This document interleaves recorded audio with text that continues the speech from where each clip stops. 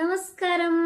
അപ്പൊ ഇപ്പൊ ഈയിടെയായിട്ട് വീഡിയോസ് ഒക്കെ വളരെ കുറവാണല്ലോ. എനിക്കറിയാം, എനിക്ക് കോൾഡ് ഒക്കെ ആയിരുന്നു. പിന്നെ ഞങ്ങൾ ഷിഫ്റ്റ് ചെയ്തിട്ടുണ്ട്. നമ്മൾ ചെന്നൈയിലായിരുന്നു, അവിടുന്ന് ഷിഫ്റ്റ് ഒക്കെ ആയിട്ടുണ്ട് പുതിയ സ്ഥലത്തോട്ട്. അത് മാത്രമല്ല, ഞാൻ പല സ്ഥലങ്ങളിൽ ഇന്ത്യക്ക് വെളിയിലും ഒക്കെ ആയിട്ട് പലതരം കാര്യങ്ങൾ ഇൻവോൾവ് ആയിട്ടിരിക്കുകയാണ്.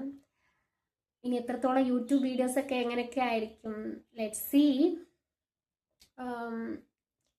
എൻ്റെ ഒരു പാഷൻ എന്നുള്ള നിലക്ക് ഞാനത് ട്രൈ ചെയ്യും. ഞാനത് പൂർണ്ണമായിട്ടും ഞാനത് കിറ്റ് ചെയ്യുന്നു പറയുന്നില്ല. അപ്പം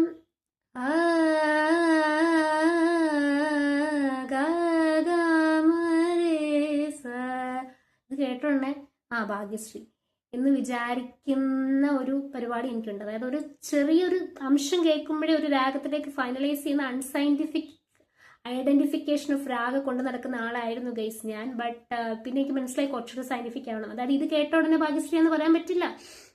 കാരണം ശ്രീരഞ്ജിനിയും ആവാം, ഇതുണ്ടെങ്കിൽ ഈ ഒരു ഫ്രേസ് കഴിഞ്ഞ് ഉണ്ടെങ്കിൽ മാത്രമേ അത് ഭാഗ്യശ്രീ ആവുന്നുള്ളൂ. അല്ലെങ്കിൽ അത് ശ്രീരഞ്ജിനി ആവാം. രണ്ടുപേരും കരഹരപ്രിയയുടെ മക്കളാണ്.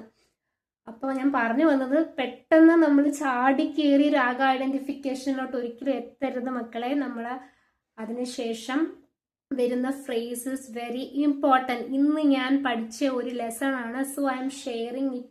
ഞാൻ വേറെ ആർക്കെങ്കിലും ഉപകാരപ്പെടുകയാണെങ്കിൽ, എന്നെ പോലെ പെട്ടെന്ന് ഈ സയന്റിഫിക് അല്ലാണ്ട് രാഗ ഐഡന്റിഫൈ ചെയ്യുന്നവർക്ക് ഒരു ജസ്റ്റ് ഒരു എക്സാമ്പിൾ വെച്ച് ഞാൻ പറഞ്ഞു എന്നേ ഉള്ളൂ. ഇതുപോലെ പല തവണ എനിക്ക് ജീവിതത്തിൽ പറ്റിയിട്ടുണ്ട് ഈ രാഗ ഐഡന്റിഫിക്കേഷൻ. അതിൽ ജസ്റ്റ് ഒരു എക്സാമ്പിൾ മാത്രമേ ഞാൻ പറയുന്നത്. ഇനി എന്തെങ്കിലുമൊക്കെ ഇതുപോലെ എക്സാമ്പിൾ വരുവാണെങ്കിൽ ഞാനിവിടെ ആഡ് ചെയ്യാം. ഞാനിപ്പോൾ ഇതാണ് ഏറ്റവും കൂടുതൽ ഓർക്കുന്നത്, കാരണം ഇത് ജസ്റ്റ് ഇപ്പം സംഭവിച്ചതേ ഉള്ളൂ. അതുകൊണ്ട്